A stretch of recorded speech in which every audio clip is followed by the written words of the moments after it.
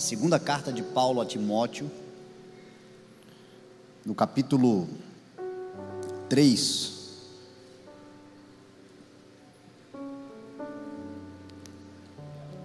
Eu quero separar essa mensagem em 3 porções da palavra do Senhor, que estão aqui na carta de Paulo a Timóteo, e a primeira porção é o capítulo 3, o verso 1,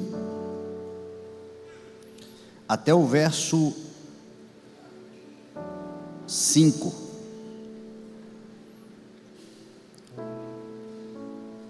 Disse Paulo a Timóteo: saiba disso, nos últimos dias sobrevirão tempos terríveis. Os homens serão egoístas, avarentos, presunçosos, arrogantes, blasfemos, desobedientes aos pais, ingratos, ímpios, sem amor pela família, irreconciliáveis, caluniadores, sem domínio próprio, cruéis, inimigos do bem, traidores, precipitados, soberbos, mais amantes dos prazeres que amigos de Deus, tendo aparência de piedade, mas negando o seu poder. Afaste-se desses também. Pai, nós te louvamos, Senhor, pela tua palavra e te pedimos, abra o teu coração, nos dê pela tua graça uma revelação, Senhor, profunda da tua palavra e um ensinamento para os nossos dias e o entendimento, Senhor, sobre como nos portarmos, vivermos e avançarmos em segurança até que tudo se cumpra. É a nossa oração em nome de Jesus. Amém. Amém. Esta é uma carta pastoral. É uma carta para crentes maduros. É uma carta para desenvolvimento de ministérios.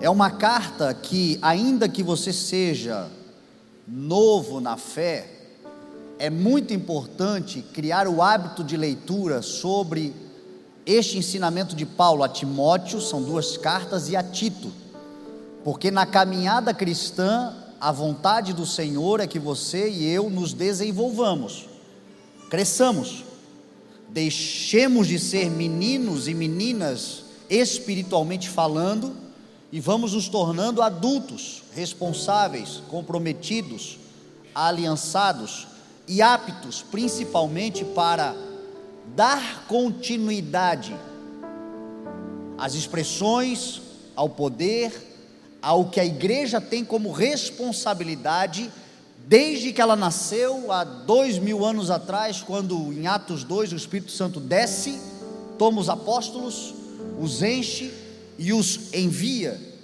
E hoje nós estamos aqui desfrutando de gerações e gerações da igreja do Senhor que não deixaram o bastão cair, que deram continuidade. Louvado seja Deus pelos nossos pais na fé. De Atos capítulo 2 até domingo pela manhã, no dia de hoje, muitas gerações de crentes seguraram a responsabilidade de continuar a obra do Senhor, e a nós também é dada essa responsabilidade. Paulo estava aqui orientando um jovem, já maduro discípulo, mas que quando começou a andar com Paulo era muito jovem. Em Atos capítulo 16 fala que Paulo foi a Listra, e chegando em Listra, ele ouviu falar dos discípulos, dos crentes da cidade de Listra, sobre um jovem muito dedicado, de uma fé sincera, de uma entrega de todo o coração ao evangelho e à conversão a Cristo. Esse jovem se chamava Timóteo. Este jovem era filho de um pai grego, politeísta, antropomórfico, ou seja, os gregos eles tinham uma religião politeísta, eles adoravam muitos deuses, e era antropomórfica porque os deuses do panteão grego,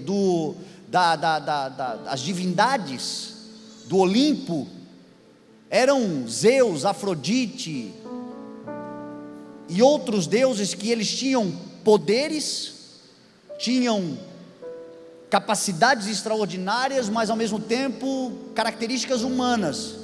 de falhas, de erros, e eles adoravam esses deuses.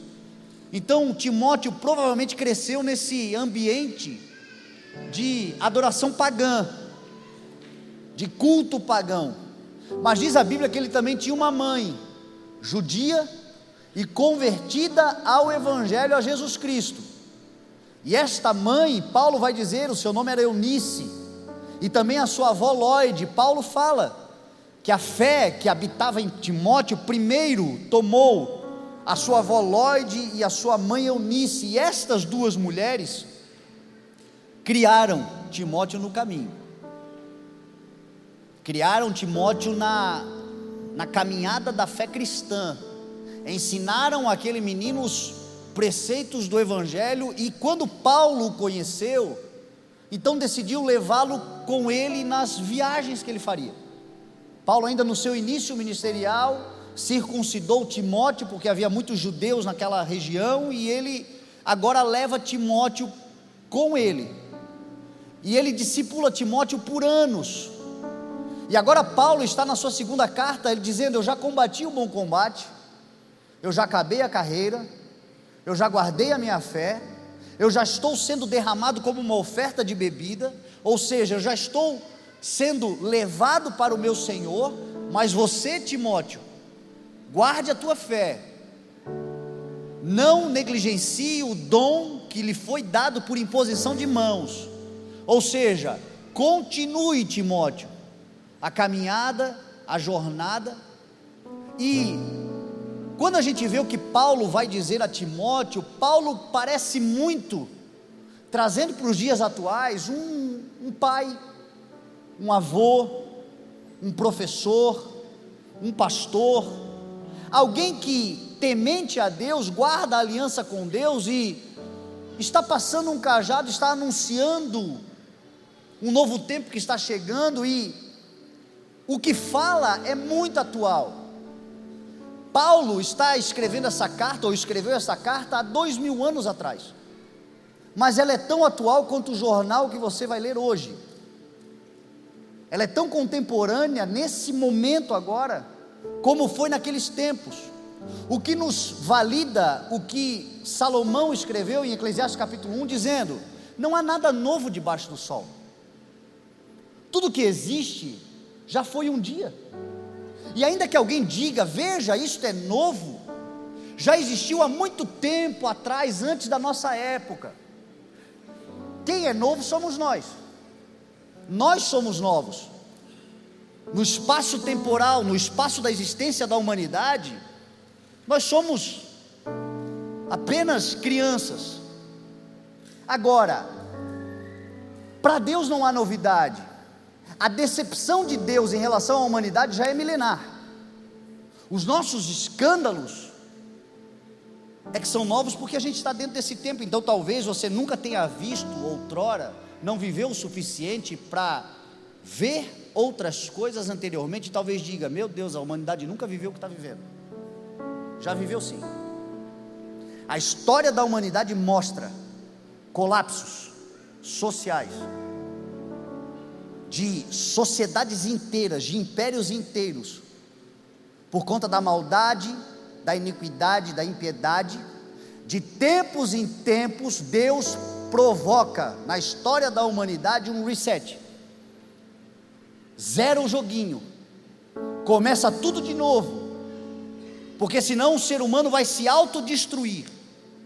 Guarda um remanescente e começa tudo de novo. Foi assim com o dilúvio, que é comprovado inclusive cientificamente. Ninguém pode negar que houve um dilúvio sobre a terra. E a história do dilúvio está em Gênesis capítulo 6, o primeiro grande reset mundial.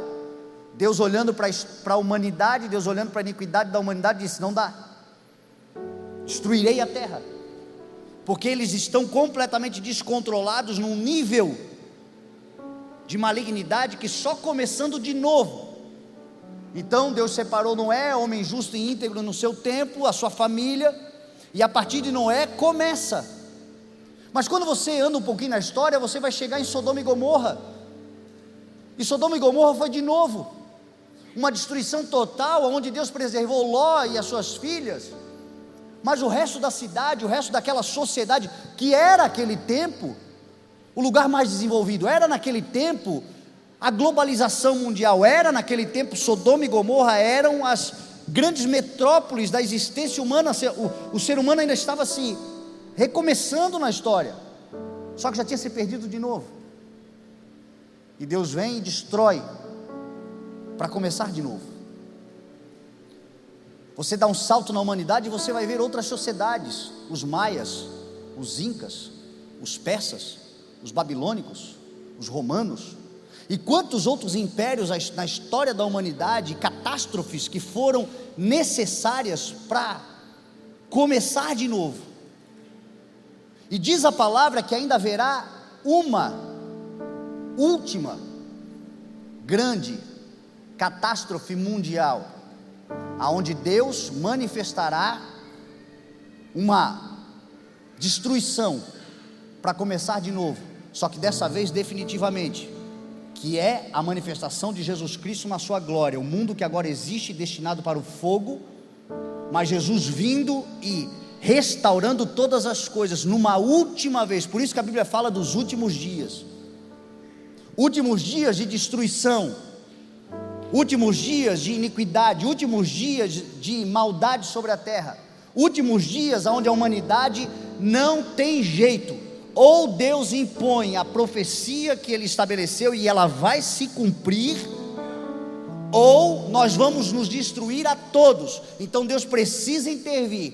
Todavia a palavra diz, e a profecia, que aquele que confessou Jesus, aquele que aguarda e confia no nome de Jesus, aquele que foi lavado e remido pelo sangue de Jesus, quando começarem a acontecer essas coisas, devem levantar-se, número 1, se colocar de pé, erguer a sua cabeça, porque aquilo que será destruição para grande parte ou quase a totalidade da humanidade, para nós será redenção e um novo tempo, aonde habitará a justiça, novos céus e nova terra nos aguardam, não haverá mais choro, lamento, doença, enfermidade, tudo se fará novo, e se assentará num trono de glória, governando todas as nações da terra, Jesus Cristo nosso Senhor, e a igreja reinando com Ele. Agora não se engane, não haverá um muro para ficar em cima. Aquele que é limpo, limpe-se mais. Aquele que é justo, justifique-se mais. Aquele que está com o Senhor, separe-se mais. Aquele que é imundo, que se suje mais, diz a palavra. Não haverá meio termo. É tempo de uma conscientização. E Paulo começa dizendo a Timóteo, 2000 anos atrás, e as coisas se intensificando, porque Jesus falou que os últimos dias serão como uma mulher em dor de parto. Mulheres que já deram à luz aqui sabem que as dores de parto, elas, quando está próximo do neném nascer, quanto mais próximo do neném nascer, mais fortes as contrações e menor o intervalo entre elas. E a diferença provável entre os dias de Paulo e os nossos dias é que as dores estão mais intensas e os intervalos entre elas menores. Então a gente vê muita coisa ruim num espaço muito curto, e cada vez mais escandaloso. E aí Paulo diz, os últimos dias sobrevirão tempos terríveis, os homens serão avarentos. Eu gosto da versão que diz assim, amantes do dinheiro, porque a avareza é o amor ao dinheiro. Eu gosto de tomar muito cuidado para falar esse tipo de coisa agora, nesse momento, para não parecer que eu sou um apologeta da miséria. Pelo contrário, eu gosto das coisas boas que a vida pode oferecer, como você gosta também, e as coisas boas que a vida pode oferecer se compram com dinheiro. A gente precisa de dinheiro, é necessário. A minha oração é que Deus dê muito mais do que você precisa para realizar todos os sonhos da tua vida. Até porque a palavra diz que no Senhor nós temos mais do que o necessário para podermos transbordar e praticar generosidade. Então, em nome de Jesus, que a gente tenha mais do que necessário. Mas o que é o amor ao dinheiro? É a vontade de tê-lo sem propósito para tê-lo. É o dinheiro sendo o fim e não o meio. É o dinheiro como o objetivo da vida e não uma ferramenta para alcançar o objetivo da vida. Tem gente, hoje em dia, a gente vê isso, a cultura artística principalmente, da ostentação. clipes de músicas onde você vê o dinheiro como o grande alvo. Para quê? Para nada, só para ter. Dinheiro sem propósito é pecado. Dinheiro sem propósito não faz sentido nenhum. A finalidade do dinheiro é ser um instrumento que facilitará você chegar àquilo que de fato você precisa fazer. Você precisa de dinheiro talvez para abrir o teu negócio, mas a questão não é pelo dinheiro, é pelo negócio. É o propósito que você vai realizar, são as soluções que você vai trazer, são as empresas que vão crescer, as pessoas que vão trabalhar na sua empresa. É a condição que você vai ter, talvez, provavelmente, graças a Deus por isso, de colocar os teus filhos num colégio melhor, de poder viajar e conhecer outras culturas e enriquecer-se interiormente, que nada melhor para uma riqueza intelectual do que uma viagem, é melhor do que banco de escola. Isso se compra com dinheiro. Mas a questão não é o amor, o apego.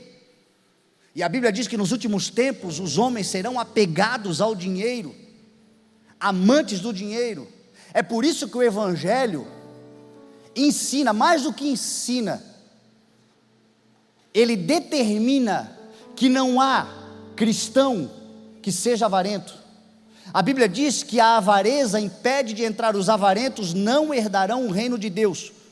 O Evangelho ensina generosidade, o Evangelho ensina espontaneidade. O culto do cristão, daquele que ama Jesus, é um culto que você dá oferta. Por que Deus pede oferta? Porque ele precisa de dinheiro? Não, porque ali ele conhece o coração. Quem não ama a Deus, ou melhor, quem ama o dinheiro não consegue dar.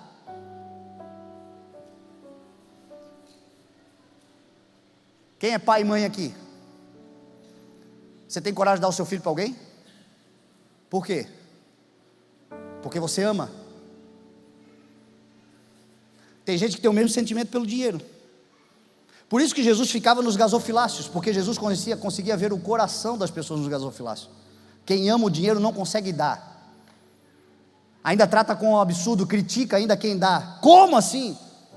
Porque para nós é só dinheiro, mas para ele é como se fosse um filho. Como assim? Eu também faria a mesma crítica. Como é que teve coragem de dar o seu filho? Porque não tinha amor, não tinha um apego.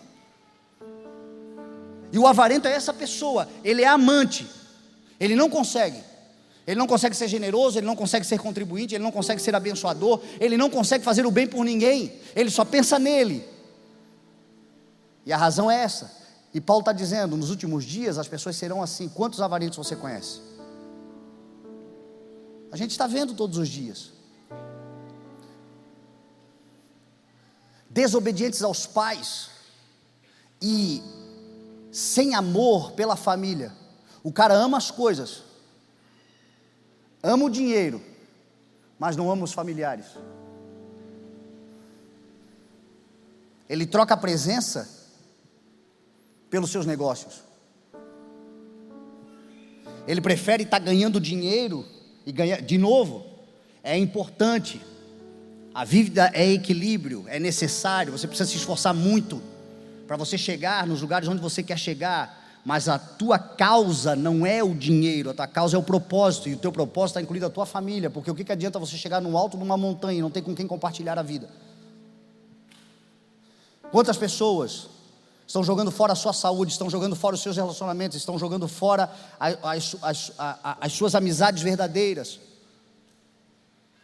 porque estão obstinadas no que podem ganhar, e que a terra vai comer, e o caixão não tem gaveta, sem amor pela família.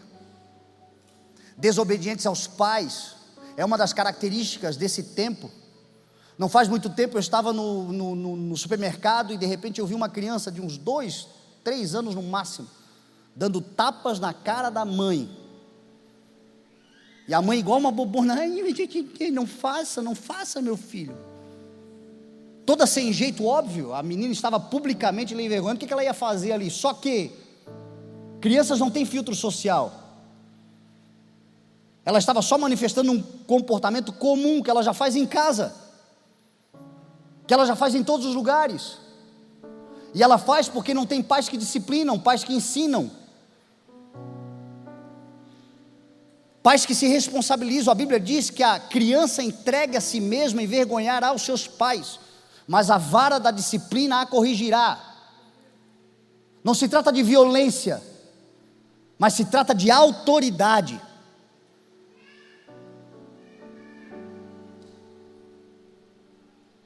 E ainda que tenha que levar uns tapas, também não faz mal nenhum. Eu me lembro das havaianas abençoadas voadoras da minha mãe que fazia curva. Não tinha para onde correr. Graças a Deus por elas. Eu tenho 3 filhos. O mais velho tem 22 anos. Eu nunca dei um tapa nos meus filhos, nunca. Até hoje.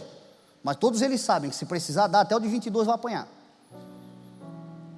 Só que graças a Deus, eles sempre obedeceram a voz de comando, a autoridade. Sorte deles. Porque a nossa função enquanto pais é ensinar a criança no caminho que ela deve andar. E a palavra do Senhor diz que a insensatez está ligada ao coração da criança. Está ligada, é natural. Nós nascemos com um pecado original, e se nós formos entregues a nós mesmos, nós seremos malignos. Hoje nós estamos vendo situações acontecendo aí no país de crueldade contra animais feito por crianças, por adolescentes. Isso não começou ontem.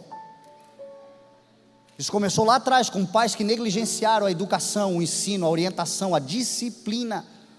Uma marca dos últimos tempos. Desobediência.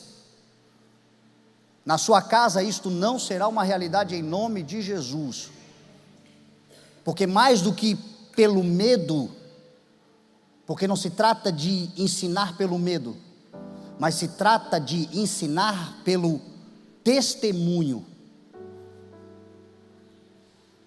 A autoridade tem a ver com testemunho. São pais que vivem a palavra e por isso os filhos os respeitam. Porque vem alguém indo para um lugar de seriedade, de fidelidade, de honestidade, e em nome de Jesus irão para lá também. Nos últimos tempos os homens serão cruéis. Olha a palavra que Paulo usa, a crueldade. É o que nós estamos vendo se intensificando. Eu acabei de citar aqui a crueldade que foi feita contra aquele animalzinho lá em Floripa, e aqui em Itajaí, inclusive semana passada. Atos de crueldade contra pessoas, seres humanos. Essa semana nós ficamos escandalizados com um pai que, diante de uma traição da mãe, perdeu a sua cabeça e fez uma carta de despedida, matou os 2 filhos e se matou. Aconteceu algo ainda tão grave quanto eu vi semana passada, um pai que, para se vingar da mãe, jogou uma criança de 5 anos, o seu filho, de cima de uma ponte, e mandou um áudio para a mãe dizendo assim: olha, eu fiz uma loucurinha aqui, joguei o teu filho lá de cima da ponte, depois você vai lá buscar ele. Mandou um áudio. O nível de crueldade que a humanidade está chegando. Tempos terríveis anunciados biblicamente. Nós precisamos estar atentos a tudo que está acontecendo.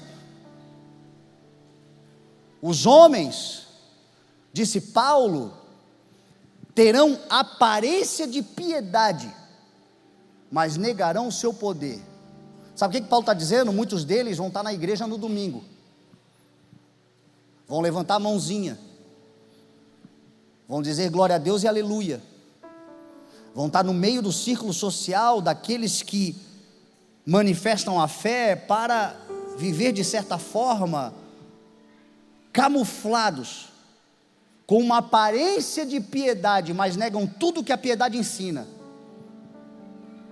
Dentro da igreja, no âmbito religioso, em lugares socialmente dignos, outros lugares tão importantes que aparentemente todos que lá estão são pessoas de bem, estarão lá com a aparência da piedade, mas negando o seu poder. Aí vem o conselho, e é o primeiro conselho que eu quero te dar nessa mensagem de hoje. Paulo diz: afaste-se destes também. Você tem lá o teu amigo, gente boa, engraçado, cheio de carisma, mas trai a esposa.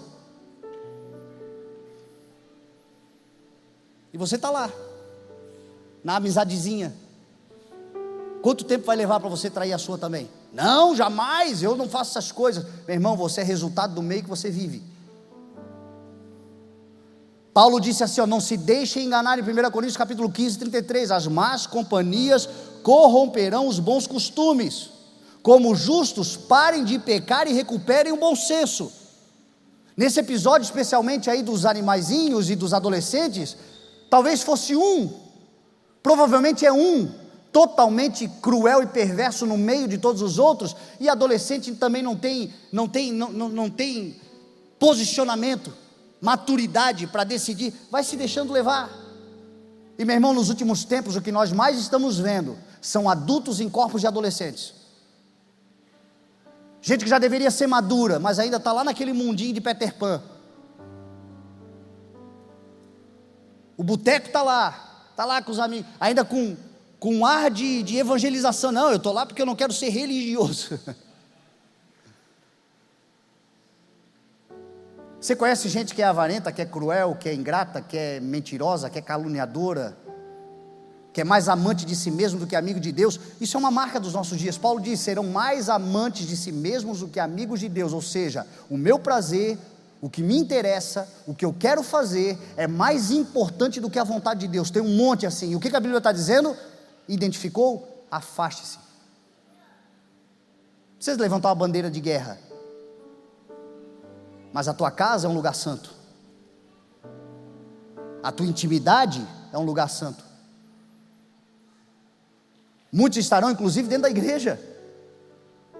Tem muito crente ouvindo uma parte do ensino de Jesus e não ouve o todo, querendo ser simples como as pombas, mas esquece de ser prudente igual serpente. Meu irmão, a nossa vida é uma vida que tem que ter uma porta aberta, mas ela tem que ser estreita. Não feche a porta do teu coração para os relacionamentos, para que entrem pessoas. A minha vida é uma vida de uma porta aberta. Ninguém nessa igreja pode dizer, o Fernando é inacessível, quis falar com ele, não consigo, tem que marcar,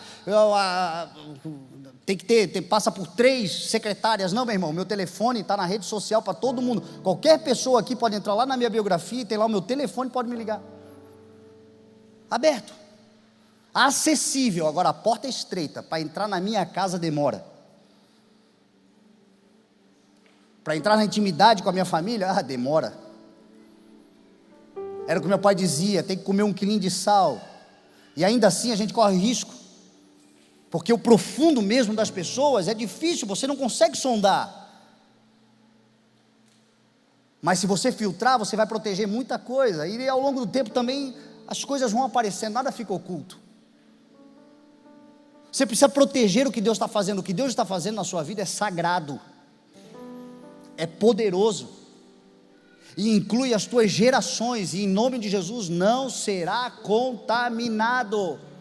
Diante de toda a malignidade, de toda a perversidade, de tantas coisas que estão acontecendo, saiba disso, os tempos são terríveis, mas tu e a tua casa não serão abalados, tu e a tua casa serão protegidos. Mas o conselho do Senhor é, se você identifica gente assim perto de você, se afaste.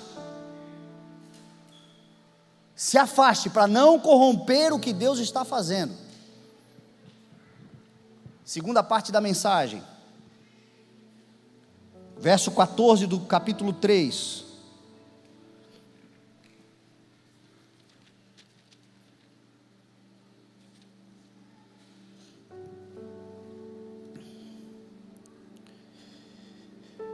Quanto a você, porém, permaneça nas coisas que aprendeu e das quais tem convicção, pois você sabe de quem o aprendeu. Porque desde criança você conhece as sagradas letras que são capazes de tornar sábio para a salvação mediante a fé em Cristo Jesus. Toda a escritura é inspirada por Deus e útil para o ensino, para a repreensão, para a correção e para a instrução na justiça, para que o homem de Deus seja apto e plenamente preparado para toda boa obra. No verso 10 ele ainda vai dizer assim, mas você tem seguido de perto o meu ensino. a insubstituível relevância dos predecessores que tiveram aliança com Deus. A insubstituível relevância que nós devemos dar àqueles que vieram antes de nós e que nós vimos na sua vida temor a Deus, respeito ao Senhor, fidelidade. Talvez um pai, talvez um avô, talvez um tio. Talvez você diga assim: na minha família, meu Deus, eu procuro e não encontro. Talvez um vizinho. É impossível que não tenha no seu círculo social inteiro alguém que você possa dizer assim, ó, referência de Deus. Hebreus capítulo 13 vai dizer assim, o escritor vai dizer: lembrem-se bem dos seus líderes, que ensinaram vocês a palavra de Deus, atentem-se bem para a vida que tiveram e para o resultado da sua fé, e imitem a sua fé, pois Jesus Cristo é o mesmo ontem, hoje e para sempre. O que o escritor está dizendo?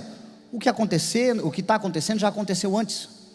Outras pessoas já viveram as crises existenciais que você está vivendo, e elas passaram por elas, obedecendo, servindo a Deus, sendo fiel, sendo uma referência e um testemunho vivo do que aquilo que está escrito na palavra não é teoria, a menos que fique só no teu conhecimento, mas é poder de Deus se você praticar. Paulo está dizendo a Timóteo: você tem visto de perto o meu ensino, nós estamos andando juntos há muito tempo, atente-se bem para a vida que eu vivi, e imite a fé que eu tive. Mas você também teve na sua casa a sua mãe, você teve na sua casa a sua avó, você conhece desde pequeno as sagradas escrituras. Paulo está dizendo a Timóteo assim: nesses últimos dias terríveis, o que vai te assegurar é a fidelidade ao que você conhece da palavra de Deus. O que vai nos assegurar nesses últimos dias é o nível de comprometimento e de aliança que nós teremos com o Senhor, através da obediência à sua palavra. É a palavra que vai proteger. Toda a escritura é inspirada por Deus, Paulo está dizendo a Timóteo, e útil para o ensino, para a correção, para a repreensão e para a instrução, a fim de torná-lo sábio no meio dessa geração de loucos. Você com sabedoria, apto e preparado para toda boa obra. Qual é o segredo? Palavra de Deus. Jesus foi claro quando disse: as chuvas vão cair, os ventos vão soprar, as enchentes virão e darão contra todas as casas da terra, todos os lares da terra serão abalados pelos dias terríveis. Todavia, aquele que ouviu e praticou a minha palavra, quando o rio descer, quando o vento parar de soprar, quando a chuva parar, a casa estará de pé, inabalável.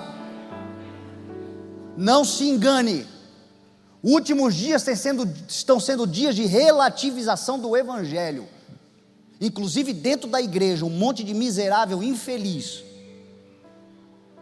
que caíram da graça de Deus, e por isso são desgraçados, corrompendo o ensino, corrompendo o evangelho. Paulo vai dizer a Timóteo, ainda nessa carta: nos últimos tempos os homens sentirão coceirinha no ouvido. Ai que delícia, juntarão mestres para si mesmos para falar só o que querem ouvir. Ou seja, justifica o meu pecado aí, vai, justifica a minha vontade carnal, justifica. Ai que delícia, ouvir o pastor falando que aquilo que eu sei que é errado, porque o meu espírito não se convence, mas ele está dizendo que é, então eu vou me entregar. São os dias como hoje, por exemplo, dias de libertinagem, dias de promiscuidade.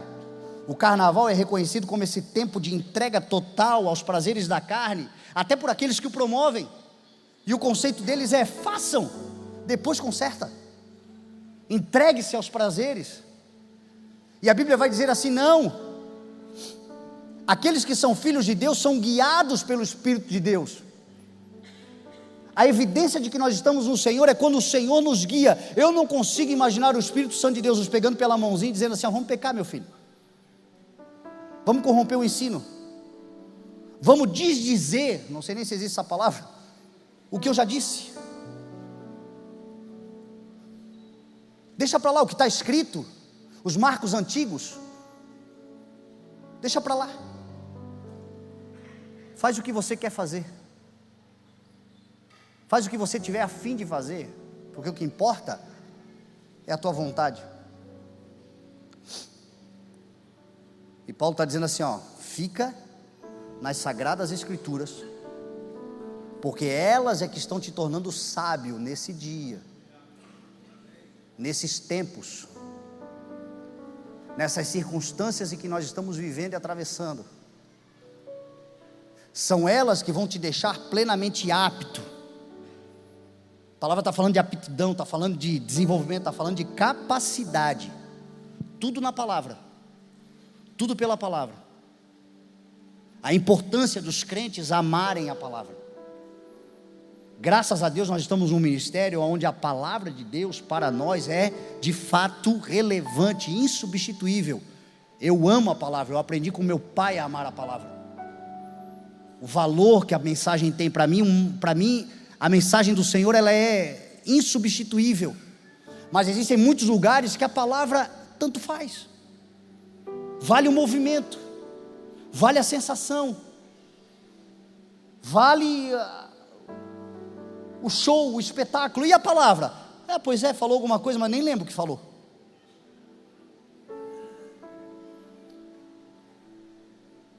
Eu louvo a Deus porque eu prego. Se cair um parafuso no chão, a gente escuta. As pessoas honram a palavra. Mas quantos lugares que quando chega o momento da palavra, um levanta, outro sai, outro se coça, outro fica no telefone, outro não importa o que o pastor esteja dizendo.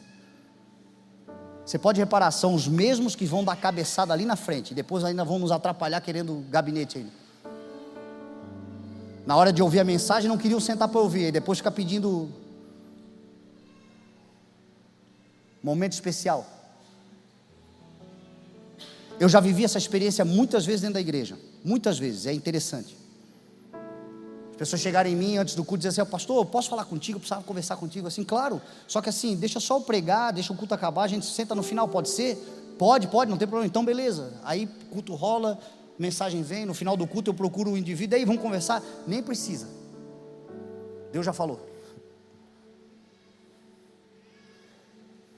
E para mim foi até protetor, porque se eu falo depois de saber, ia dizer, está falando para mim, é o pastor falando de mim. Se eu falo sem saber, é Deus falando comigo. Deus fala, a palavra ainda fala, o Senhor ainda se revela. Se houver corações abertos, o Senhor vai se manifestar, e a multiforme graça do Senhor na sua palavra vai entrar aí no teu coração, vai separar juntas e medulas, vai discernir as intenções do teu coração, vai te purificar, vai te transformar, e vai fazer grandes coisas, vai construir uma casa sólida em nome de Jesus. As Sagradas Escrituras, toda ela inspirada por Deus, disse a palavra do Senhor. E para caminharmos para o final, o verso 5 do capítulo 4, deixa eu botar os meus olhos.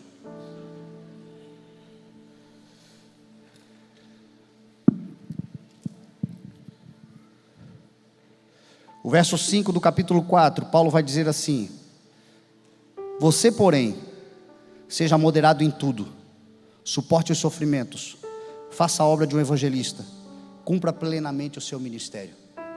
Quando? Nesses dias, durante esse tempo, nesse momento que estamos vivendo. O que me protegerá? Moderação em tudo, achar o ponto do equilíbrio, ser o sal dessa terra, agir com moderação. E não é fácil. Essa semana estava estacionando o carro na frente da loja da minha esposa, no centro, as vagas apertadas, enfim, encostei no carro da frente, arranhei o carro do cara, só que não tinha ninguém dentro do carro, aí fiquei dentro do carro, esperar o cara chegar. Daqui a pouco o cara chegou, viu o carro batido, mas ele não viu que eu estava dentro do carro já esperando ele. O carro tem película. Quando ele olhou o carro assim, ele olhou para o meu carro, ele veio assim no vidro: tu bateu no meu carro? Eu assim, sim, eu bati, eu estou te esperando chegar. Mas como que tu bateu no meu carro? Aí eu levantei, saí do carro, fui olhar com ele, a mulher dele com as duas crianças já do outro lado na calçada, dizendo assim, hoje é o dia. Ou seja, já estavam vivendo alguma coisa muito atormentada. Aí eu falei, pois é, agora vê aí um pintor de confiança tua e manda fazer que eu pago, onde tu quiser fazer, manda fazer. Não, mas tu bateu, como que tu bateu? E ele ficou insistindo, ele estava desequilibrado emocionalmente, ele estava atormentado por outra coisa, e ele começou a falar, só que eu também estava atormentado resolvendo outros assuntos. E aí quando ele começou a falar, de repente baixou uma tela azul, disse, cara, tu acha que eu saí de casa para bater no teu carro? Eu também tenho uma vida conturbada, eu estou cheio de problemas, estou te esperando, tu está pensando o quê? Quando eu falei isso, ele teve um momento, ele meio que se assustou, porque eu estava falando bem calmamente, e aí do nada eu também saí fora. Só que a sorte nossa é que ele se assustou com a minha atitude, e ele teve assim 1 minuto e meio de reflexão, porque ele poderia também reagir. A gente poderia ir para as vias de fato, em vez de eu estar aqui pregando um testemunho, você ia ter visto no jornal, o bispo caiu no pau da...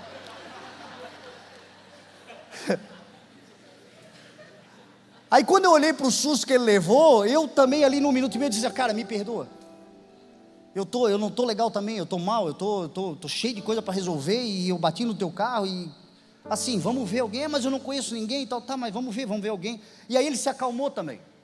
Aí ele começou a dizer para mim, pois é, eu também estou resolvendo hoje o primeiro dia das crianças na escola e tal, esse carro eu peguei faz 2 meses, no primeiro da semana já bateram em mim. Aí eu, pois é, isso aí, a gente vai acumulando e vai e desconta num que passa.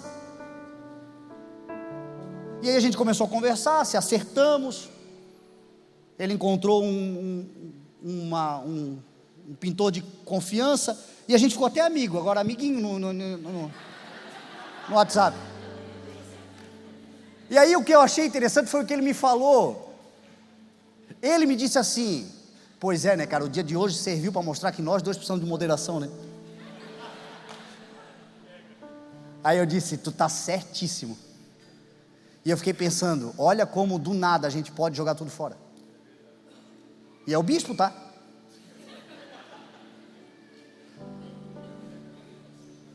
Nós estamos o tempo todo numa linha tênue, procurando acertar, mas se a gente bobear, a gente erra. E graças a Deus ali, os dois tiveram um lapso de equilíbrio. Mas tem gente destruindo a sua vida e destruindo a vida de outros por conta de estouros.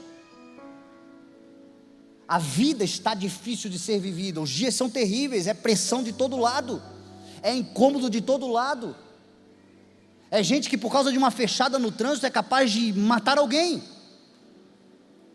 e essas pessoas estão por aí, e alguém precisa ser o apaziguador no meio dessa história. Por mais que seja difícil para nós, o ter a consciência do que tem que ser feito, nos protege, porque foi o que eu fiz. Eu dei uma de doido, mas em seguida já disse, não, calma, me perdoa. Por quê? Por causa da palavra. Eu sei que eu preciso ser moderado, eu sei que eu preciso ser equilibrado, apesar de pisar fora da faixa de vez em quando, e todos nós pisamos. Quando a gente tem a orientação da palavra, a gente vai e volta, e é isso que nos protege, dá tempo de consertar e de evitar o pior.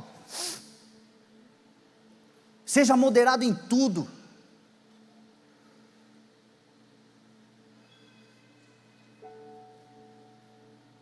Faça a obra de um evangelista. Repita comigo, eu sou um evangelista. De novo, eu sou um evangelista. Mais uma vez, eu sou um evangelista. Deu para se convencer com essa voz da razão? Quem é o evangelista? É o proclamador da boa notícia em meio ao caos. É o proclamador da boa notícia em meio às tragédias.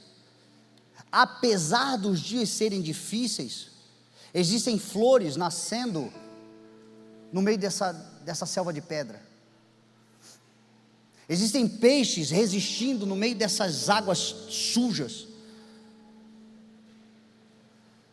Existe um céu proclamando a glória de Deus e um firmamento anunciando as obras das suas mãos, apesar desses foguetes e bombas atravessando. E aí a gente decide quem nós queremos ser no meio disso tudo. Os anunciantes e proclamadores das tragédias e más notícias, ou aqueles que trazem uma boa nova, uma boa notícia. Apesar dos pesares, existe redenção. Apesar dos pesares, existe algo bom acontecendo. Os homens odiarão o bem, diz a palavra, farão o mal, mas o bem vencerá o mal por aqueles que são de bem. A nossa função nos últimos dias é sermos os evangelistas dessa geração, os proclamadores das boas novas, aqueles que no meio do caos enxergam uma saída, uma boa notícia, uma boa mensagem. É aqueles que guardam a esperança da glória, e a palavra diz que a esperança não nos decepcionará. Faça a obra de um evangelista no meio desses dias. Seja o evangelista da tua casa, dos teus amigos, por onde você passar. Não é um alienado, não é alguém que não vê. Óbvio que os dias são difíceis, mas existem soluções. Existe esperança, existe uma saída, existe um Redentor, existe um Salvador, existe um Senhor, que sabe guardar os seus remanescentes, e no meio do caos, a tempestade está aí, o barco está balançando, mas as águas não afundarão, porque Jesus está dentro do barco. E alguém precisa lembrar, os discípulos desesperados com as ondas, que Jesus está no barco, e barco que Jesus está não afunda. Quem é que faz isso? O evangelista.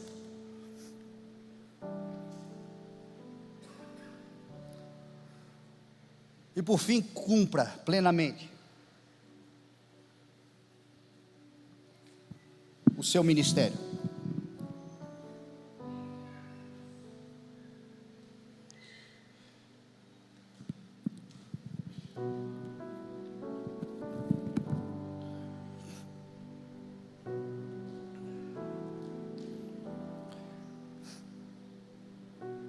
Tem mais uma aqui ainda, suporte os sofrimentos. Essa não dá nem para deixar passar. Vai ser difícil. Nós vamos, olha o que Paulo disse lá em cima. Nós vamos enfrentar ingratos,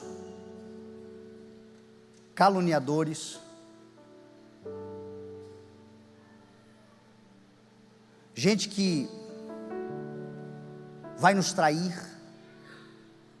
Nós vamos enfrentar, especialmente na obra ministerial. É muito comum você dedicar o teu coração. Eu vou fazer 15 anos agora de ministério. Não foi nenhuma nem duas vezes que eu entreguei o melhor que eu podia entregar e recebi de volta ingratidão. Não foi uma, não foram mais de uma vez que eu fui fiel àquilo que a gente tinha se comprometido e recebi de volta a traição. Não foi nenhuma e nem foram duas vezes. Pelo contrário, nesses 15 anos são mais de 1000 vezes que todas as vezes que eu vou pregar, a minha família sabe o sacrifício que é, a dedicação que é. Eles pagam um preço alto para poder estar aqui, e eu nunca subi nessa plataforma sem entregar o meu melhor, porque o melhor que eu tenho é a minha dedicação à palavra do Senhor, e poder entregar uma palavra que toque os corações e que possa mudar vidas. Mas quantas vezes eu ouvi ainda gente que foi transformada, que recebeu a palavra, que a vida mudou por causa da palavra, e eu fui saber, estava falando mal de mim ainda. Caluniam. É muito comum isso acontecer. Paulo disse: os homens serão precipitados. Coisa difícil é você lidar com a precipitação. O que é a precipitação? A precipitação é o seguinte: é você pegar um Timóteo da vida, que é o que a gente faz, discipula, treina, investe, tem um tempo de preparação, não está pronto ainda, mas acha que está, ou no meio dos processos tem os desgastes, E aí, em momentos circunstanciais, coisas aleatórias se precipitam, largam tudo, vão embora, jogam fora um trabalho de muito tempo. Os homens serão assim. Cuidado para não se precipitar quanto ao que Deus está fazendo na tua vida. Deus não se atrasa, mas Deus demora muitas vezes, e a demora de Deus é porque nós não estamos prontos. Não se precipita, aguarde o tempo apropriado para todas as coisas, porque no tempo de Deus, o que Ele prometeu se cumprirá, e se não aconteceu ainda, não é porque Deus esqueceu, não é porque Deus está falhando, é porque Deus sabe que você não está pronto. Mas os homens são precipitados, cuidado com isso. E por fim, cumpra plenamente o seu ministério, ou seja, termina o que começou, pelo amor de Deus. Se vai começar, lembre-se, aquele que pega a mão no arado e larga, não será digno do reino de Deus. O reino de Deus é um reino de perseverantes, é gente que vai até o fim. As coisas de Deus é para eu e você, uma vez que a gente entra nelas, irmos até o último dia da nossa vida, haja o que houver. Cumpra plenamente o teu ministério. Os tempos são terríveis. Homens fracos estão promovendo dias terríveis, mas são nos dias terríveis que são gerados os homens fortes, que trarão soluções para esses dias. E aí nós escolheremos quem nós seremos: os fracos gerando dias terríveis, ou os fortes trazendo soluções. Os fortes são aqueles que estão no Senhor, que nos deu espírito de coragem. E a Bíblia diz que os fortes serão aqueles que fazem parte da igreja do Senhor, uma igreja pujante, uma igreja relevante, uma igreja cheia da ousadia do Espírito Santo, uma igreja que se levantará com poder, com justiça, com autoridade, com governo, com capacidade, uma igreja que cumprirá o seu papel, uma igreja que irá até o fim, uma igreja que será determinante, uma igreja que quando Jesus voltar, estará de pé ante Ele e viverá a eternidade de glória com Ele, em nome de Jesus. E eu quero declarar: essa igreja é você, em nome de Jesus. Homens que em tempos difíceis, mulheres, jovens, adolescentes, meninos e meninas, que em tempos difíceis se levantarão como gente forte e corajosa para trazer soluções para esse tempo. Estes é quem nós somos, em nome de Jesus.